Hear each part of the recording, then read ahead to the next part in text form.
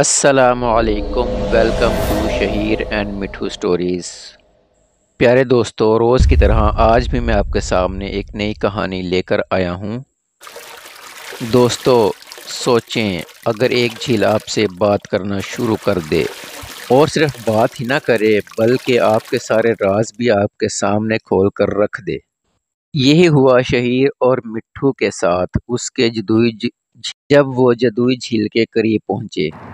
شہیر جنگل میں مٹھو کے ساتھ ٹہل رہا تھا۔ اچانک اس نے ایک جھیل دیکھی جو عجیب روشنی سے چمک رہی تھی۔ شہیر آہستہ سے بولا، مٹھو، یہ جھیل تو زندہ لگ رہی ہے۔ مٹھو نے پروں کو پھڑپھڑایا۔ شہیر، سچ یار، دیکھو پانی تو سانس لے رہا ہے۔ جھیل سے آواز آئی اور پانی کی لہروں سے ایک مسکراتا ہوا چہرہ بنا۔ جھیل نے کہا، خوش آمدید دوستو، میں بولتی ہوئی جھیل ہوں۔ شہیر اور مٹھو حیران ہو کر بولے، یہ بول سکتی ہے؟ اچانک ایک خرگوش اس کے قریب آیا۔ جھیل نے کہا، خرگوش، تم تیز تو ہو مگر دن میں اکثر سستی کرتے ہو۔ خرگوش کے کان شرمندگی سے جھک گئے۔ پھر ایک بکری آئی۔ جھیل بولی، بکری، تم دوسروں کی گھاس بھی کھا جاتی ہو۔ بکری نے سر جھکا لیا اور باقی تمام جانور ہنسنے لگے۔ اس کے بعد ایک بندر درخت سے کودا۔ جھیل نے کہا، بندر، تمہاری شرارتیں سب کو پریشان کر دیتی ہیں۔ بندر نے بھی اپنا سر کھجایا اور ہنسی چھپا لی۔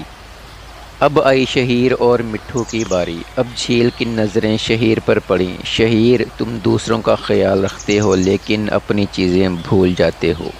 شہیر کی آنکھیں کھلی کی کھلی رہ گئیں۔ پھر جھیل نے مٹھو کی طرف دیکھا۔ مٹھو، تم بہت بولتے ہو اور کبھی کبھی راز بھی پھیلا دیتے ہو۔ مٹھو بھی بڑا شرمندہ ہوا۔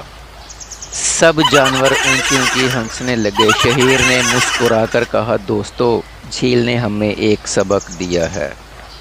ہر کسی میں کوئی نہ کوئی کمزوری ضرور ہوتی ہے مگر ہم سب مل کر بہتر بن سکتے ہیں۔ مٹھو نے بھی زور سے کہا، جی ہاں میرے سارے دوستوں، اور شہیر میرے سب سے اچھے دوست، میں بھی آج کے بعد کبھی بھی کسی کا راز نہیں کھولوں گا۔